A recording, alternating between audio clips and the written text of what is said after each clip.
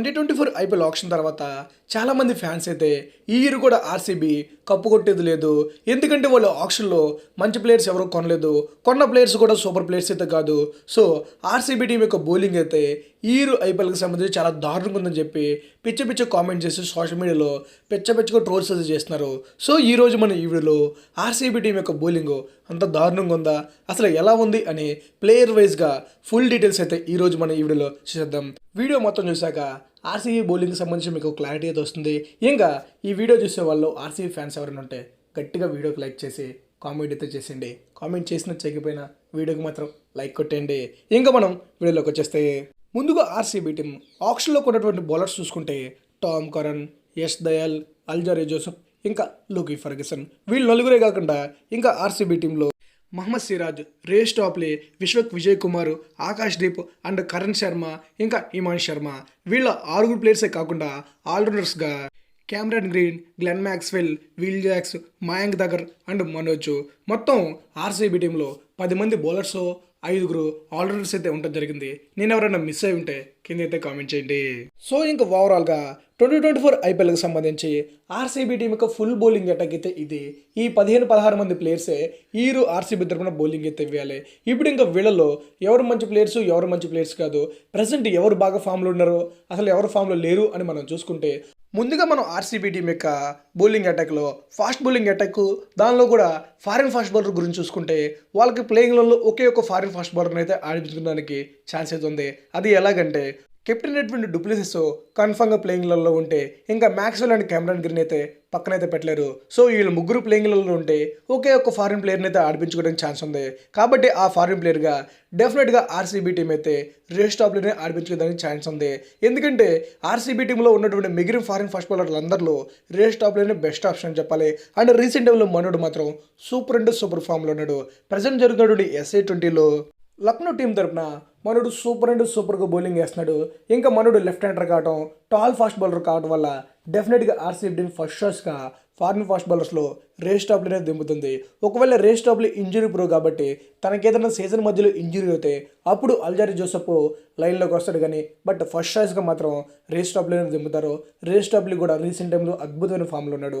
మనోడు ఒక మ్యాచ్లో రన్స్ లీక్ చేసిన నెక్స్ట్ మ్యాచ్లో సూపర్ కంబ్యాక్ ఇచ్చి మ్యాచ్ విన్నింగ్ చేసి పర్ఫార్మెన్స్ చేస్తాడు.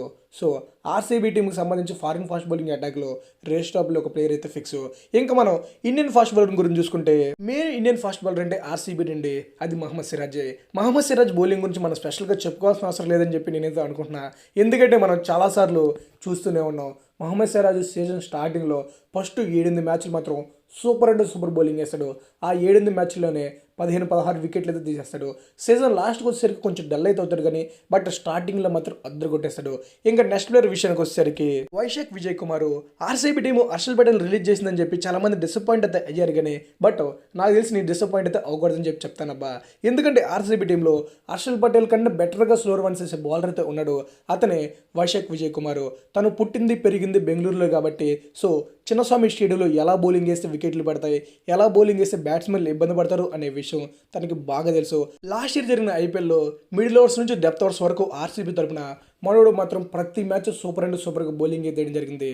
సో ఈరు ఆర్సీబీకి సంబంధించి వైశాఖే డెప్త్ ఓవర్స్ అండ్ మిడిల్ ఓవర్స్లో బౌలింగ్ వేస్తాడు. ఇంకా నెక్స్ట్ ప్లేయర్ గురించి చూసుకుంటే యష్ దయాల్ లాస్ట్ ఇయర్ ఐపీఎల్లో కేకేఆర్ టీం అగనిస్ట్గా ఒక్క ఓవర్లో రింకు సింగ్ చేత 5 6లు కొట్టి ఆ మ్యాచ్ అయితే పోవడానికి కారణం వేయడని చెప్పి ఆర్సీబీ టీం ఒక వేస్ట్ ప్లేయర్ కొందని చెప్పి చాలామంది అయితే కామెంట్ చేశారు. అదేంటబ్బా, ఒక ప్లేయర్ ఒక ఓవర్లో 20 రన్స్ ఇస్తాడు, 30 రన్స్ ఇస్తాడు, అది ఎంత గొప్ప ప్లేయర్ అయినా కొన్నిసార్లు లీక్ చేస్తారు. ఎగ్జాంపుల్గా బుమ్రాని చాలాసార్లు తన ఓవర్లో 20 రన్స్ పైన కొట్టించిన రోజులు ఉన్నాయి. అలాంటి బుమ్రాని చాలాసార్లు ఒకే ఓవర్లో 4-3 వికెట్లు కూడా తీశాడు. So Yash Dayal last year Rinku Singh over మినహాయిస్తే అంతకు ముందు వరకు తను సూపర్ ప్లేయర్. అలా అనుకుంటూ ఒకప్పుడు హర్షల్ పటేల్ని జడేజా ఒకే ఓవర్లో 6 6లు కొట్టాడు. అలా అని చెప్పి హర్షల్ పటేల్ ఫామ్ ఏమైనా పోయిందా? తర్వాత తను టీమిండియాలో కూడా వర్క్ అయితే జరిగింది. సో యష్ దయాల్కి సంబంధించి మీరే డౌట్స్ అయితే పెట్టుకోకండి. ప్రజెంట్ టీమిండియా తరపున ఏ స్క్వాడ్లో మనోడు సూపర్గా బౌలింగ్ అయితే వేస్తున్నాడు. తను డొమెస్టిక్లో రంజీ మ్యాచెస్లో అన్ని ముస్తఫా అలీ ట్రోఫీ కానీ లేకపోతే విజయ్ హజారే కానీ అన్ని లీగ్స్లో సూపర్ అండ్ సూపర్గా అయితే పర్ఫార్మెన్స్ చేస్తాడు. సో ఆర్సీబీ టీంకి సంబంధించి యష్ దయాల్ అయితే ఒక one of the best bowler అని చెప్పాలి. కాకపోతే మనోని చిన్నస్వామి పిచ్చులు యూస్ చేయకపోవచ్చు. బయట ఆడేటువంటి 7 మ్యాచెస్ అయితే ఉంటాయి కాబట్టి సో ఆ గ్రౌండ్స్లో ఎక్కువగా యూస్ చేస్తారు. ఎందుకంటే చిన్నస్వామి పిచ్చులు maximum RCB team Vyshak Vijay Kumar, Siraj and Reece టాప్లోనే మెయిన్ బౌలర్స్గా యూస్ చేసి మనోడిని మిగిలిన పిచ్చెస్లో ట్రై చేయొచ్చు. ఇంకా మనం నెక్స్ట్ ప్లేయర్ విషయానికి వచ్చేసరికి అతనే ఆకాష్దీప్. ఆర్సీబీ టీంలో ఉన్న ప్లేయర్స్ అందరిలో ప్రెజెంట్ అద్భుతమైన ఫామ్లో ఉన్న ఫాస్ట్ బౌలర్ ఎవరైనా ఉన్నారని చూసుకుంటే అది ఆకాష్దీప్ అని చెప్పాలి. రీసెంట్గానే మన టీమిండియా ఏ స్క్వాడ్తో ఇంగ్లాండ్ ఏ స్క్వాడ్ మధ్య 3 టెస్ట్ మ్యాచ్ల సిరీస్ అయితే జరిగింది. ఆ 3 టెస్ట్ మ్యాచ్ల మీద ఆకాష్దీప్ ఆడినటువంటి 3 టెస్టుల్లో 13 వికెట్లు అయితే తీయడం జరిగింది. ముఖ్యంగా స్టార్టింగ్ ఓవర్స్లో మనోడు మాత్రం సూపర్ అండ్ సూపర్గా స్వింగ్ అయితే చేస్తున్నాడు. సో ఆర్సీబీ టీం తరపు నుంచి ఈ ఎవరైనా మెయిన్ బౌలర్ ఉన్నారని చూసుకుంటే అది ఆకాష్దీప్ అని చెప్తాను నేనైతే మాత్రం. ఎందుకు నేను ఇంత గట్టిగా చెప్తున్నానంటే రీసెంట్గా జరిగిన డొమెస్టిక్ సీజన్లో మనోడు చాలా అంటే చాలా బాగా పర్ఫార్మెన్స్ చేశాడు. ముఖ్యంగా ప్రతి మ్యాచ్ కనీసం 3 లేదా 4 వికెట్లు అయితే తీయడం జరిగింది. అండ్ బ్యాటింగ్లో కూడా మనోడు లాస్ట్లో వచ్చి కొద్ది గొప్ప 6 అయితే కొడుతున్నాడు. సో ఆర్సీబీకి ఒక మంచి బౌలింగ్ ఆల్రౌండర్గా తయారయ్యాడు. సో ఈ జరిగే ఐపీఎల్లో ఆర్సీబీ టీం యొక్క ఫాస్ట్ బౌలింగ్ అటాక్ అయితే చాలా బాగుంది. కాకపోతే చాలామంది ఏంటంటే ఆర్సీబీ టీంలో బుమ్రా లాంటి ప్లేయర్ లేడు, షమీ లాంటి ప్లేయర్ లేదు, స్టార్క్ లాంటి ప్లేయర్ లేడు కాబట్టి సో ఆర్సీబీ బౌలింగ్ బాగాలేదని చెప్పి అనుకోవటం ఏమాత్రం కరెక్ట్ కదబ్బా. కొందరుసార్లు యంగ్స్టర్సే బాగా పర్ఫార్మెన్స్ చేస్తారు. ఈ ఆర్సీబీ నుంచి చాలా మంచి మంచి యంగ్స్టర్స్ అయితే ఉన్నారు. సో ఆర్సీబీకి ఒకరికి 2 బ్యాకప్ ఆప్షన్ అయితే ఉన్నారు కాబట్టి సో డెఫినెట్గా ఎవరో ఒకరు పర్ఫార్మెన్స్ చేస్తారు. దాంతో ఆర్సీబీ టీం యొక్క ఫాస్ట్ బౌలింగ్ అయితే చాలా బాగుంటుంది. ఇంకా అందరికీ డౌట్ ఉంది ఏంటంటే స్పిన్ డిపార్ట్మెంట్. దాని గురించి మనం మాట్లాడుకుంటే ముందుగా ఆర్సీబీ టీంలో ఉన్నటువంటి స్పిన్నర్స్ చూసుకుంటే కరణ్ శర్మ, హిమాంశ్ శర్మ, మయాంక్ దగ్గర్ అండ్ మ్యాక్స్వెల్ ఇంకా విల్ జాక్స్. వీళ్ళ 5గురిలో ప్లేయింగ్లలో ఉండేది ఎవరంటే మ్యాక్స్వెల్ కన్ఫర్మ్గా ఉంటాడు. ఇంకా కరణ్ శర్మ రీసెంట్ టైంలో మనోడు బౌలింగ్ అయితే అందరికీ తెలిసిపోయింది కాబట్టి సో ఎవరైనా కొట్టేస్తారు. సో డెఫినెట్గా ఆర్సీబీ టీం అయితే హిమాంశ్ శర్మ అని చెప్పి ఒక డొమెస్టిక్ ప్లేయర్ అయితే ఉన్నాడు. లాస్ట్ ఇయర్ మనోడు ఒకే ఒక మ్యాచ్ ఆడినా ఆ మ్యాచ్లో వికెట్లు తీయలేదు, అది కూడా లాస్ట్ మ్యాచ్ ఆడాడు. కానీ రీసెంట్ టైంలో డొమెస్టిక్లో మనోడు బాగానే పర్ఫార్మెన్స్ చేస్తున్నాడు. లాస్ట్ 2-3 ఇయర్స్ నుంచి ఆర్సీబీకి నెట్ బౌలర్గా మనోడు అయితే రెగ్యులర్గా అద్దరు కొడుతుంటే లాస్ట్ ఇయర్ ఆర్సీబీ అయితే లాస్ట్ మ్యాచ్లో ఛాన్స్ ఇచ్చింది కానీ అంతగా ప్రూవ్ చేసుకోలేదు. కానీ ప్రజెంట్ మాత్రం మనోడు అయితే చాలా మంచి ఫామ్లో అయితే ఉన్నాడు. సో డెఫినెట్గా లెగ్ స్పిన్నర్గా ఆర్సీబీ హిమాంశ్ శర్మనే ఆడిపిస్తారు. ఇంకా వీళ్ళిద్దరే కాకుండా ప్లేయింగ్ లెవెల్లో మయాంక్ దగ్గర లాంటి ప్లేయర్ కూడా ఉండే ఛాన్స్ అయితే ఉంది కానీ బట్ చూడాలి. సో ఓవరాల్గా ఆర్సీబీ టీంకి స్పిన్ డిపార్ట్మెంట్ అయితే అంత సూపర్ కాదు, అంత వర్స్ట్ కాదు. ఎందుకంటే వాళ్ళ బౌలింగ్ బాగాలేదని చెప్పి ఎవరనంటే యంగ్స్టర్స్ కాబట్టి వాళ్ళు బాగా పర్ఫార్మెన్స్ చేస్తే బాగుంటుంది, చేయకపోతే బాగోదు. కానీ హిమాంశ్ శర్మ రీసెంట్ టైంలో బాగానే ఉన్నాడు.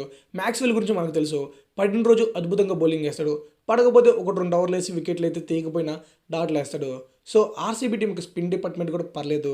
సో ఇప్పుడు ఇంకా ఆర్సీబీ టీంకి ఓవరాల్గా వాళ్ళ ప్లేయింగ్లో ఎలా ఉండొచ్చు అని మనం చూసుకుంటే ఓపెనర్లుగా విరాట్ కోహ్లీ ఫ్యాబిలిటీస్ చూస్తే వన్డేలో రజత్ పటిదార్, 2 డౌన్లో గ్లెన్ మ్యాక్స్వెల్, ఇంకా నెంబర్ 5లోకి వచ్చేసరికి కెమెరాన్ గ్రీన్, నెంబర్ 6లోకి వచ్చేసరికి దినేష్ కార్తిక్, నెంబర్ 7 చూసుకుంటే ఇక్కడ ఆర్సీబీ టీము ఒక మంచి ఫినిషర్ని అయితే ఆడిపించాలి.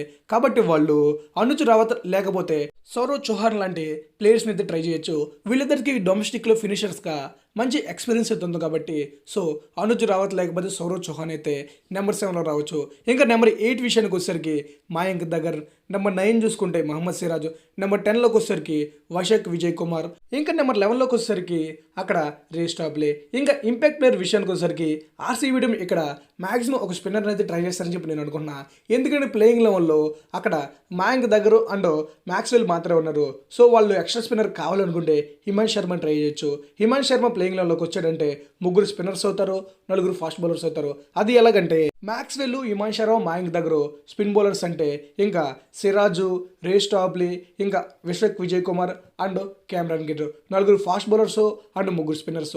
సో ఆర్సీబీ టీంకి ఇలా వెళ్ళడం వల్ల వాళ్ళ బ్యాటింగ్ ఆర్డర్లో నెంబర్ 7 వరకు ప్యూర్ బ్యాట్స్మెన్లు ఉంటే ఇంకా 7 బౌలింగ్ ఆప్షన్స్ అయితే ఉంటాయి. ఈ 7 బౌలింగ్ ఆప్షన్లో కూడా ఒక 4 అయితే 4 ఓవర్లు కంప్లీట్ చేయగల ప్లేయర్స్ ఉంటారు. లైక్ సిరాజ్ 4 ఓవర్లు వేస్తాడు, వైశాఖ్ 4 ఓవర్లు వేస్తాడు, రేస్ టాప్లీ 4 ఓవర్లు వేస్తే ఇంకా మయాంక్ దగ్గర అండ్ హిమాంశ్ శర్మ వీళ్ళిద్దరు కలిసి ఒక 4 ఓవర్లు వేసారు అనుకుంటే ఇంకా మన కెమెరాన్ గ్రీన్ అండ్ మ్యాక్స్వెల్ కలిపి చెరుకు 2 ఓవర్లు వేయించుకున్నా అలా అయినా ఓవరాల్గా ఆర్సీబీ టీంకి 7 బౌలింగ్ ఆప్షన్స్ అయితే ఉంటాయి. సో ఓవరాల్గా ఇలాంటి ప్లేయింగ్ లెవెల్తో కానీ వెళ్ళారంటే ఒక ప్లేయర్కి బ్యాడ్ డే అయినా తనని పక్కన పెట్టి మిగతా ప్లేస్ని అయితే ట్రై చేయొచ్చు.